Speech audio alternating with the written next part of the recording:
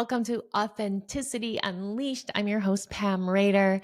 And today I want to talk about the gift of being able to reinvent ourselves at any time. I'm 53 and I have had some big changes happen in my life over the past few months. My husband of 19 years decided to end our marriage, and it's been coming out that there was a lot that I didn't know that was going on throughout our marriage. So there was some things to deal with that were unexpected. And I don't want to just stay in the devastation and the heartbreak and all of that. That's very much a part of what happens when things come apart, because our nervous systems are completely in disarray, wondering how we're going to survive. We're looking for the comfort that we normally have, and it's not in the places where it usually is. But after some time, there is this really sweet, or at least I've found a really sweet opportunity to break free of a lot of patterns that I've had in my life and to choose consciously who I want to be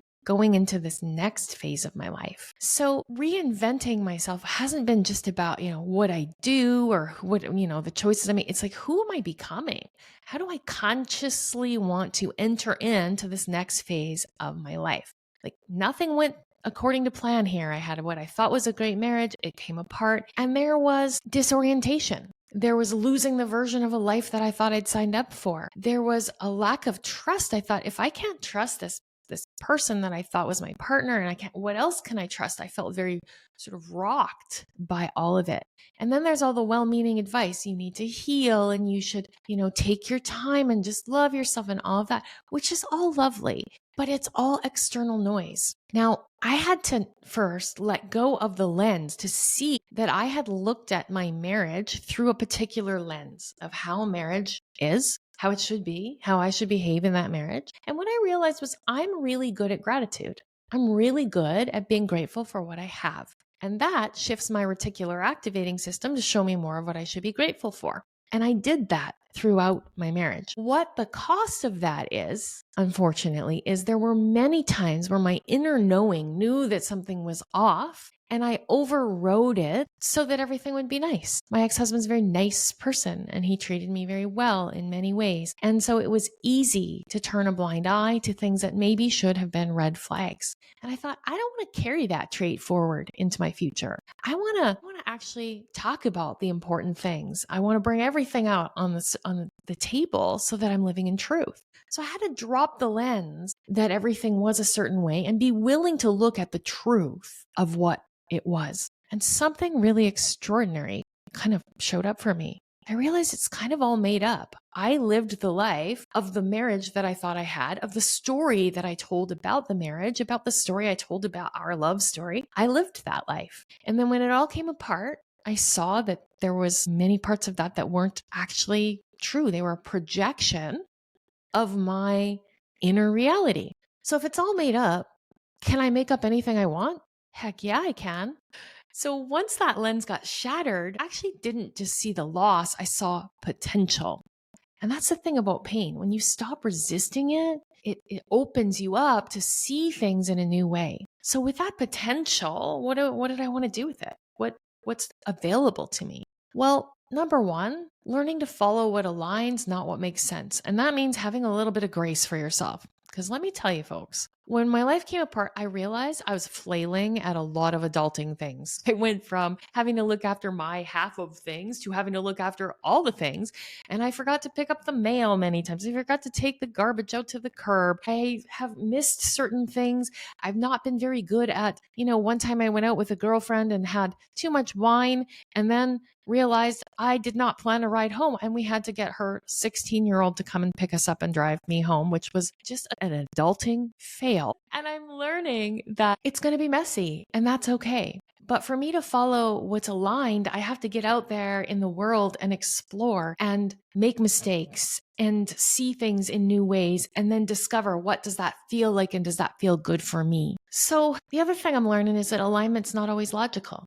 I had so many people give me really good advice about all kinds of things, and it sounded very logical, and it didn't feel right to me. So I didn't take it.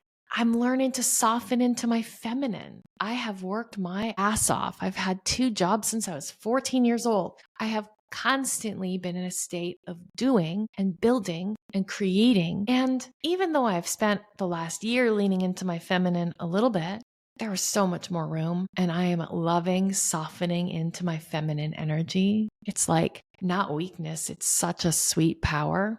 I don't need to push or fix or prove. I can just be. And there's a kind of strength in allowing life to come to me.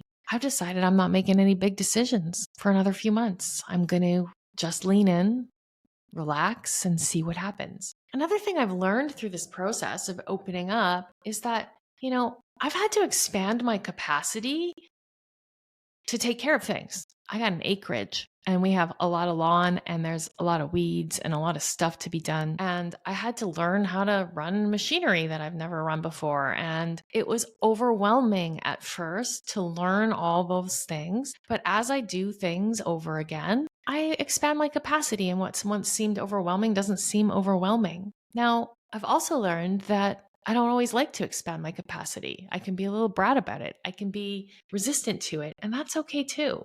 There's ebbs and flows in expanding our capacity. I'm learning to honor the part of me that's tired, and that's been just as important as celebrating the part that's growing.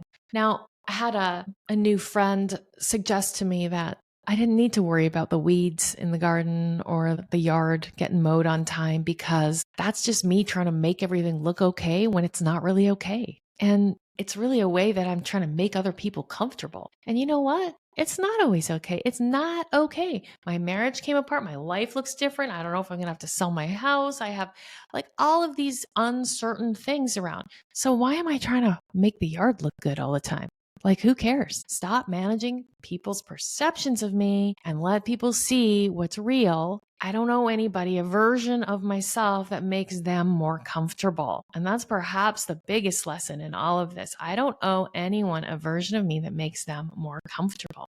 That's over. Authenticity means letting the mess be seen and trusting that it's perfect. It's enough, because you all have your own version of a mess, right? You have your own masks that you hide things behind. But what if we just all shared, like, yeah, this is not okay over here, or this is not okay over here? What are we so afraid of? I'm a capable human being. I'm going to figure it out, and so will you. Well, I've learned something else. There are all these checklists for people and the people you want to invite into your life and what they maybe have achieved and succeeded at and all of that. And yeah, there might be some value to that. But honestly, I don't really give a crap what people have achieved anymore. What I value more than anything is presence, truth, connection, and energy. Like not ticking boxes or the illusion of success, or like you should live your life this way. Just like real relationships, real conversations, real connection where you can totally be yourself. And then I notice more now how people make me feel, and I honor that. How's their energy? How present are they? How do I feel in that person's presence? And that's the biggest determinant of whether someone gets proximity to me. Now, at 53, I can do whatever I want, and I'm not going to take that for granted. It's a miracle that I'm not wasting. So I'm choosing joy and depth and adventure and desire, and I'm breaking the rules and, maybe dating too soon and having fun and having experiences that I've not had before. And why not? I have this one beautiful, amazing life, and I am going to embrace it like the rare gift of a blank canvas and paint with all the wild colors. I've discovered versions of me that were waiting in the wings. There were maybe stuff down that are a little bit more playful and sensual and creative and free.